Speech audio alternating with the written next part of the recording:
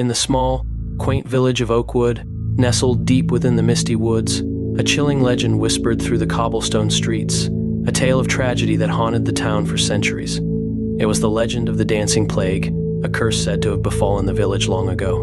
The story told of a time when a mysterious illness swept through Oakwood, causing those afflicted to dance uncontrollably until they collapsed from exhaustion or worse, danced themselves to death. The villagers believed it was the wrath of an ancient spirit, punishing them for their sins. Among those who fell victim to the curse was my dear sister, Eliza. She was a spirited young woman, known for her love of music and dance. But one fateful evening, as the moon hung low in the sky and the village square echoed with laughter and music, Eliza vanished without a trace. Frantic with worry, I searched the village high and low, calling out her name into the darkness. But it was the haunting melody of a flute that led me to the heart of the woods, where a ghastly sight awaited me.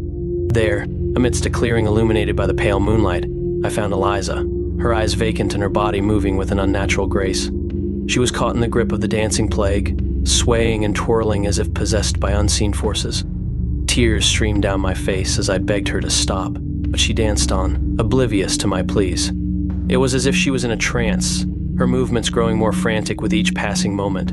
Desperate to save her, I reached out to pull her away, but she pushed me aside with surprising strength. And then, in a chilling moment of clarity, she whispered words that chilled me to the bone. "I cannot stop," she said, her voice hollow and distant. "The music compels me. I am lost to it." With a heavy heart, I watched helplessly as my sister danced on into the night, consumed by the curse that had claimed her. And as the first light of dawn broke through the trees, she collapsed to the ground, her body still and lifeless. As the first light of dawn pierced through the dense canopy of trees, casting eerie shadows across the forest floor, I knelt beside my sister's lifeless form. Her once vibrant eyes were now dulled, her delicate features frozen in an expression of eternal sorrow. A profound sense of grief washed over me as I reached out to touch her cold cheek, my fingers trembling with anguish. How could this have happened? How could such a vibrant spirit be extinguished so cruelly by a curse as ancient as time itself? Tears blurred my vision as I whispered a final goodbye, my voice choked with emotion. "Rest now, dear sister," I murmured, my words barely audible amidst the rustling of leaves and the distant cry of birds. "May you find peace in the realm beyond." With a heavy heart, I rose to my feet, my mind swirling with unanswered questions. How had the curse of the dancing plague come to claim Eliza? And was there any hope of breaking its sinister grip on our village once and for all? Determined to uncover the truth, I retraced our steps back to Oakwood, the weight of sorrow heavy upon my shoulders. The village lay shrouded in silence, its streets deserted save for the occasional whisper of wind through the trees. I made my way to the town square, where the remnants of last night's festivities still lingered, a discarded tambourine here, a tattered ribbon there. But amidst the debris, there was something else, a sense of unease that hung heavy in the air like a lingering fog. As I searched for answers, my thoughts turned to the village elders, the keepers of Oakwood's most ancient secrets. Surely they would know more about the curse that had befallen our village, and perhaps hold the key to breaking its hold on our people. With renewed determination, I set off for the old stone cottage that served as the elders' council chamber, its weathered facade a testament to the passage of time. The air grew colder as I approached, sending shivers down my spine as if warning me of the darkness that lay within. Pushing open the heavy oak door, I stepped into the dimly lit chamber, the scent of must and decay filling my nostrils. The elders sat in a circle around a flickering fire, their faces obscured by the shadows as they muttered incantations in a language long forgotten. "Please," I implored, my voice trembling with urgency. "I need your help. My sister has fallen victim to the curse of the dancing plague, and I fear that others may soon follow." The elders regarded me with solemn eyes, their expressions unreadable beneath the hooded cloaks that draped their shoulders. For a long moment, there was silence, broken only by the crackle of flames and the soft rustle of parchment. At last, the eldest among them spoke, his voice like gravel beneath the weight of centuries. "The curse of the dancing plague is as old as the forest itself," he intoned, his words carrying the weight of ancient wisdom.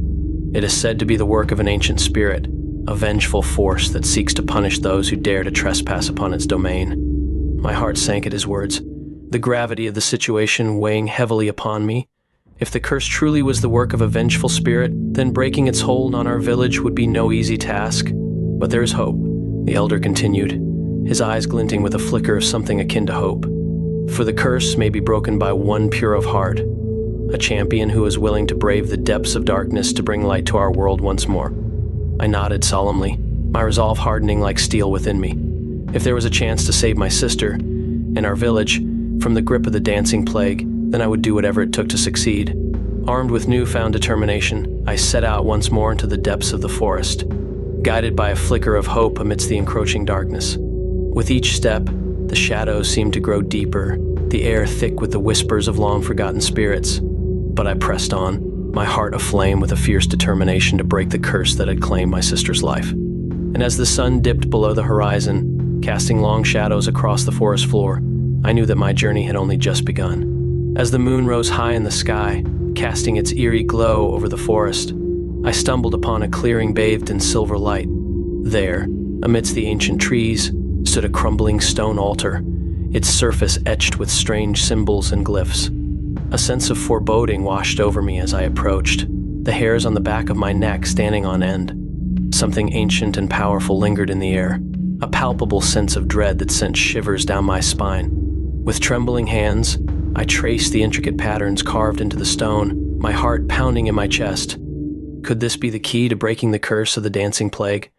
Or was it merely another trap laid by the vengeful spirit that haunted these woods? As I pondered my next move, a sudden movement caught my eye. A shadowy figure lurking amidst the trees, its eyes gleaming with malevolent intent. My blood ran cold as I realized that I was not alone in the forest, that something sinister lurked in the shadows, watching and waiting. With a sinking feeling in the pit of my stomach, I knew that my journey was far from over. The curse of the dancing plague had claimed my sister, but now it seemed that it had set its sights on me. As the darkness closed in around me, I knew that I would need all of my strength and courage to survive the trials that lay ahead. For in the heart of the forest, where shadows danced and spirits whispered, the true battle had only just begun. And so, with a heavy heart and a determined spirit, I took a deep breath and stepped into the unknown, ready to face whatever horrors awaited me in the depths of the haunted woods. And now, all I want to do is dance.